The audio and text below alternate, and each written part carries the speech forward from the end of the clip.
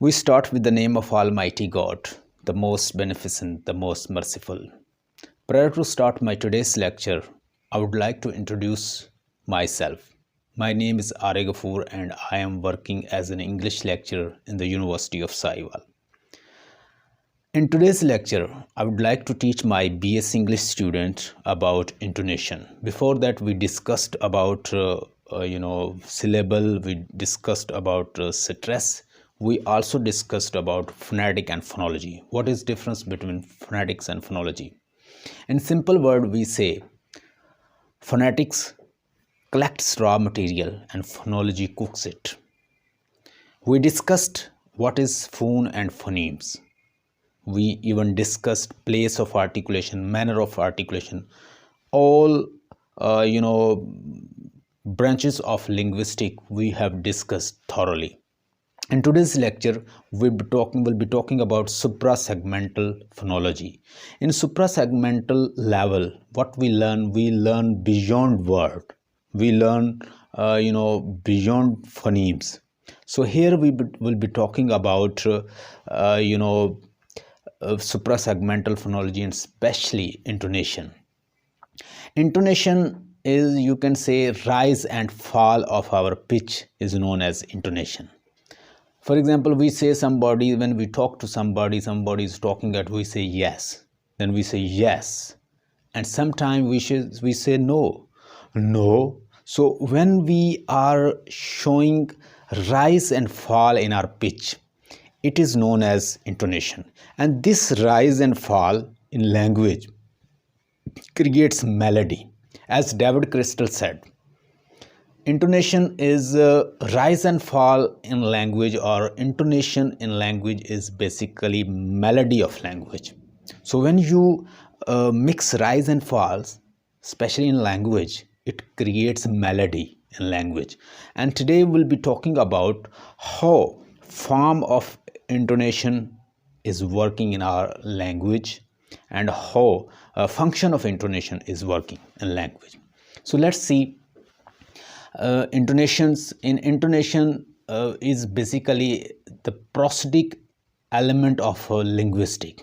So there are three main prosodic elements of linguistic. There is a stress, a rhythm, and intonation. And today we'll be covering only intonation.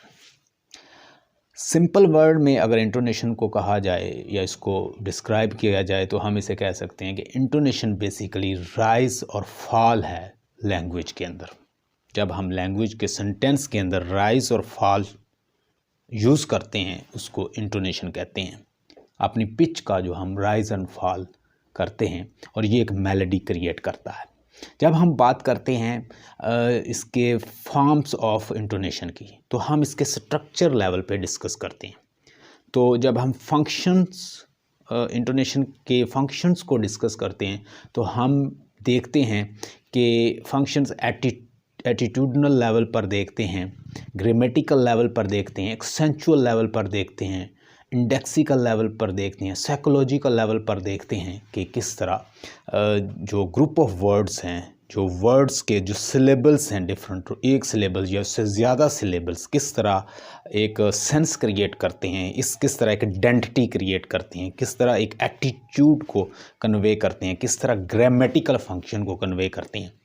At the moment हम बात करेंगे कि किस तरह से एक structure यानी form of intonation का स्ट्रक्चर क्या होता है. इंटोनेशन का स्ट्रक्चर बेसिकली कंसिस्ट करता है या मुश्तमिल होता है प्री हेड के ऊपर, न्यूक्लियस के ऊपर और लास्ट में आता है tell.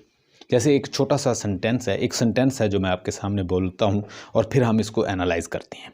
We are learning a foreign language. अब वी आर जो है ये इसका प्री हेड है, इसको हम कहेंगे प्री, और जो लर्निंग अ फॉरेन लैंग्वेज ये इसका हेड है. लर्निंग अ फॉरेन लैंग्वेज इसका हेड है. आगे इसके बाद आता है लैंग्वेज. जो लैंग है LANG जो वर्ड है इसके ऊपर स्ट्रेस है और इसको हम कहेंगे न्यूक्लियस, और न्यूक्लियस को टॉनिक सिलेबल भी कहते हैं। ये ऐसा सिलेबल है जो मेन टोन बताता है, जिसके ऊपर स्ट्रेस होता है, और इसको हम टॉनिक सिलेबल भी कहते हैं, टॉनिक सिलेबल भी कहते हैं। और लास्ट में जो UAG है इसको हम टेल कहते हैं।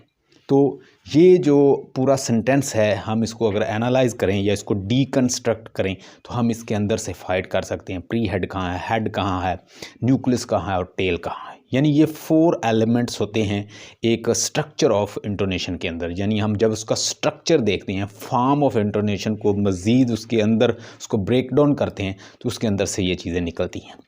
बाकी जो इंटोनेशन है वो फॉलिंग टोन में हो सकती है, मतलब फॉलिंग टोन हो सकती है इसकी, या उसके बाद राइजिंग टोन हो सकती है, या फॉल राइज हो सकती है, या राइज फॉल हो सकती है। इसकी सिंपल सी एग्जांपल हैं जो आपके साथ मैं शेयर करता हूँ ताकि आपको मज़ीद आपको क्लैरिफिकेशन हो।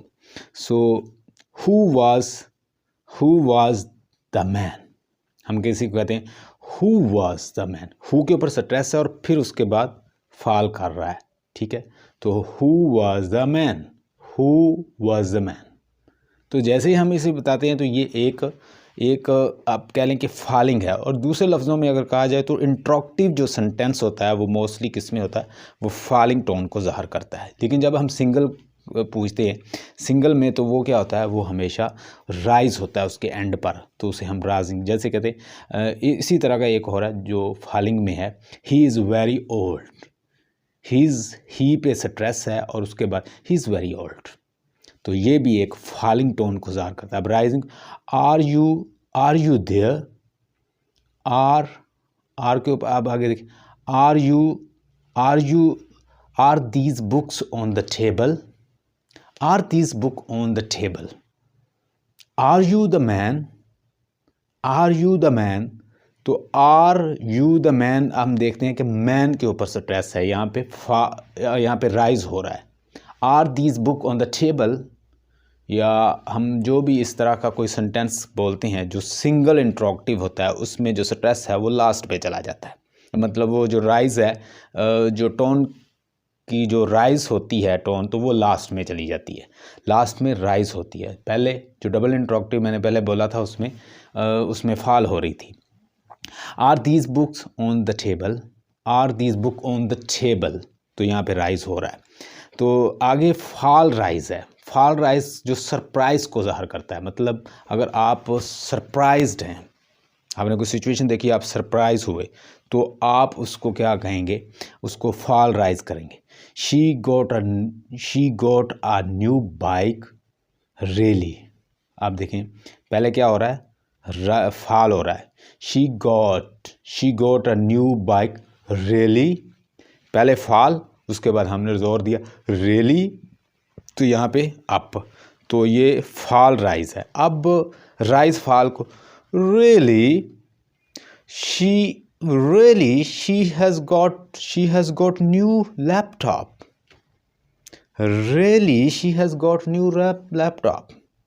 अब really she has got new laptop, ऊपर राइज हो रहा है और आगे जो टोन है वो नीचे जा रही है, तो इसको हम कहते हैं राइज फॉल। अब हम बात करते हैं फंक्शनल लेवल पर इंटोनेशन की। जब हम फंक्शनल लेवल पे बात करते हैं तो फंक्शनल लेवल पर मैंने पहले ही बताया एटीट्यूडनल लेवल, जब हम नॉर्मल बात करेंगे, वन कैन यू कम, ये क्या एटीट्यूड है, नॉर्मल है, one can you come, normal. अगर मैं ये पूछता हूँ पोलाइट वे से, when can you come, when can you come, when can you come, तो ये पोलाइट है, मतलब पहले व्हेन कैन यू कम, ये एक नॉर्मल, और उसके बाद अगर हम पोलाइट उसको करना चाहते हैं, when can you come, when can you come, तो ये क्या हो जाएगा, ये पोलाइट हो जाएगा। अब हम ग्रामेटिकल लेवल पे बात करते हैं।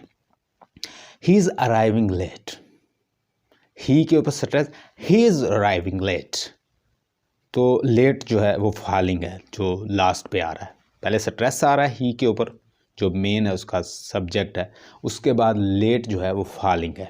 उसके बाद हम इसको ज़रा क्वेश्चन फॉर्म में पूछते हैं, ही इज़ अराइविंग लेट, अब ये क्वेश्चन फॉर्म है, ही इज़ अराइविंग लेट, तो हम लेट के ऊपर जब उसकी टोन को ऊपर करेंगे, उस पर टोन को ऊपर राइज करेंगे तो वो क्या बन जाएगा, question, he is arriving late. तो इस तरह हम क्वेश्चन, ये एक ग्रामेटिकल फंक्शन का काम करता है। उसके बाद एक्सेंचुअल फंक्शन का, एक्सेंट किसके ऊपर हम एक्सेंचुएट करते हैं, किस पार्ट ऑफ सिलेबल को या एक सिलेबल को कैसे हम एक्सेंचुएट करते हैं।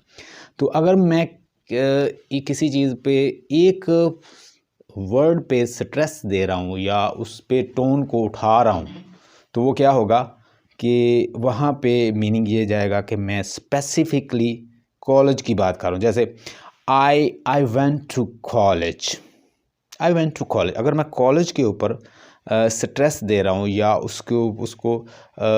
उसको मैं राइज कर रहा हूँ अपनी टोन, तो ये जस्ट कॉलेज की बात हो रही। आई वेंट टू कॉलेज, अब मैं अपनी बात कर रहा हूँ कि मैं ही कॉलेज गया हूँ, कि और नहीं है, मैं ही कॉलेज।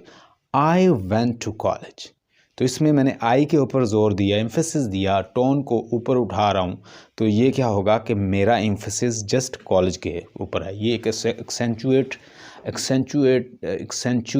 एक्सेंचुएशनल या एक्सेंचुएट करने के लिए किसी पार्ट ऑफ वर्ड को या वर्ड को, इसको हम कहते हैं एक्सेंचुअल एटीट्यूड। फिर होता है साइकोलॉजिकल, कि पार्ट ऑफ सेंटेंस और एक ग्रुप ऑफ जो पार्ट ऑफ सेंटेंस है वो किस तरह से मिलके एक साइकोलॉजिकल लेवल पे इंफॉर्मेशन कन्वे करता है। और उसके बाद इंडेक्सिकल लेवल पे, इंडेक्स का मतलब होता है जो आइडेंटिटी बताता है कि बात करने वाला बंदा कौन है। He's a lawyer or teacher or professor or you can say businessman। ये उसकी आइडेंटिटी बताता है स्पीकर की, उसके मतलब कन्वर्सेशन से, डिस्कोर्स से पता चलता है। तो ये है टोन का मतलब होता है, ये एक रिदम क्रिएट करती है, मेलोडी है लैंग्वेज की। और राइज और फॉल जो होता है लैंग्वेज के अंदर, उसको हम इंटोनेशन कहते हैं। इंटोनेशन के जो इसको फंक्शन लेवल पे भी देखा जाता है और फॉर्म लेवल पे। फॉर्म लेवल पे देखा जाए तो इसके स्ट्रक्चर की बात करते हैं। स्ट्रक्चर के अंदर इसका प्री हेड होता है, हेड होता है, उसके बाद न्यूक्लियस होता है और टेल होता है। और फिर हम जब इसको मज़ीद एनालाइज करते हैं, मज़ीद इसको देखते हैं, तो पहले फॉलिंग टोन होती है, फिर राइजिंग टोन होती है, फिर फॉल राइज होती है, फिर राइज फॉल होती है। उसके बाद हम फंक्शनल लेवल पे जाते हैं तो हम बात करते हैं एटीट्यूडनल फंक्शन के ऊपर, कि एटीट्यूड क्या कन्वे कर रहा है, नॉर्मल है या वो कोई इंट्रोगेटिव है, किस तरह का। ग्रामेटिकल लेवल पे बात करते हैं, एक्सेंचुअल लेवल पे बात करते हैं, साइकोलॉजिकल और इंडेक्सिकल लेवल पे बात करते हैं। तो ये है आज का लेक्चर, और this lecture is specially for my BSc English student, the university of Sahiwal. I want you to subscribe our channel because here I will be teaching you about phonetic, phonology, linguistic, literature and history of English literature. Whatever you want to learn, just subscribe the ESL Academy of Literature.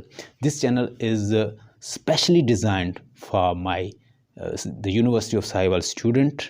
They are at BS level and they are learning literature and linguistics. Just subscribe, share it with your friend so that maximum students get benefit. Subscribe, share and follow us on different social media. Stay blessed and have a nice day.